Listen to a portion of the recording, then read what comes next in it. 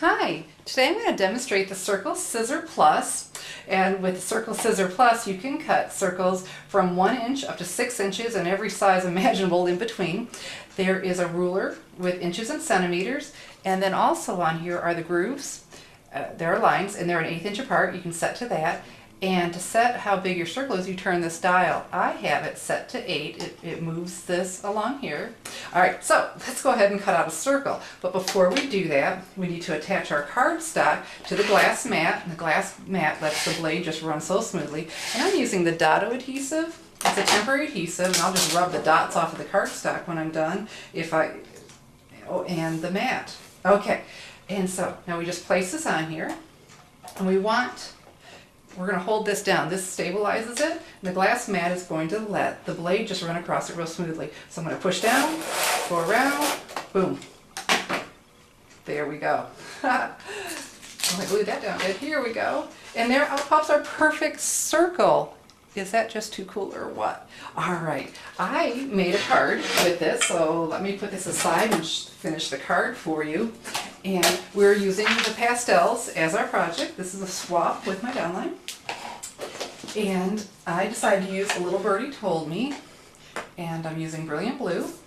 And the cool thing about Pastels is they're not going to bleed because they're not wet, so I can use whatever color I want. Isn't he cute? All right. I'm going to stamp him. Oh, too precious. And then the greeting, a little birdie told me, ... Aha. All right, now comes the fun part with the pastels. And the pastels, they come in 48 exclusive Stampin' Up! Colors, and plus 3 neutrals. They come with applicators, but to tell you the truth, I really prefer using a Q-tip. And so what I'm going to do, and they come also with the soft subtles in 2 rows, and then the bold brights, the rich regals, and the earth elements. And there's a guide here to let you know where they are. Okay, so I'm going to take my Q-tip and gently pick up some color, some Bashful Blue. I'm just going to gently rub on here and color in my bird. And you can twist on your Q-tip if you like. Can you see what I'm doing? Just going to color him in. Oh, so pretty.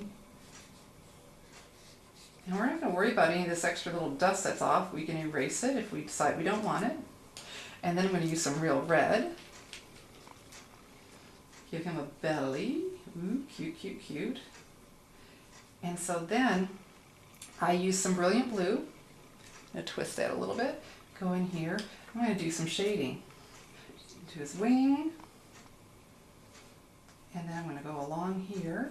Here we go. Pastels are just so much fun that you can shade with them like this and do cool things.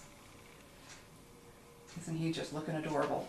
And so when I was doing this, I was having fun. I just went ahead and rubbed to smooth that out some. There we go. And I didn't mind that I went outside the lines. Pastels should be like that. All right, and so now I'm going to use some chocolate chip. Gently rub on here and color his beak a little bit. And we don't want him to look like he's floating on air, so we're going to give him some ground underneath his feet. There he goes. Just oh so simple. Okay. I got a little bit of blue in there, but that's all right. I have my handy dandy eraser that comes with it. And I can just erase that blue right off. Isn't that great? And this time we'll get a clean Q-tip. I was trying to work too quickly. There we go, and add our earth back in. And isn't he precious? And so I was thinking that's just a little bit too plain. So I got out a sponge dauber and gently rubbed it to my pastels. I'm back into the Bashful Blue and went around the outside.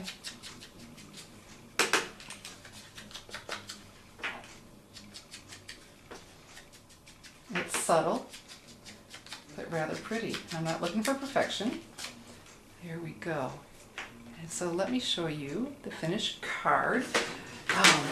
What I did, I ran my background with my textured plates. And I don't know if you can see that, but there's just these soft little dots, polka dots.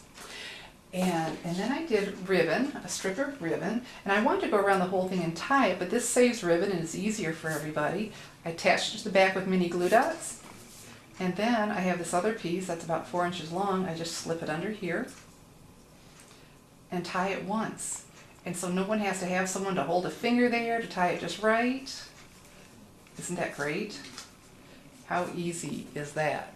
And we'll trim that with our craft and paper scissors. And so when we attach it all, our card is going to look like this. That's playing with Stampin' Pastels and the Circle Scissor Plus. I'm so excited to have that. Have a good time making yours. Thanks for watching.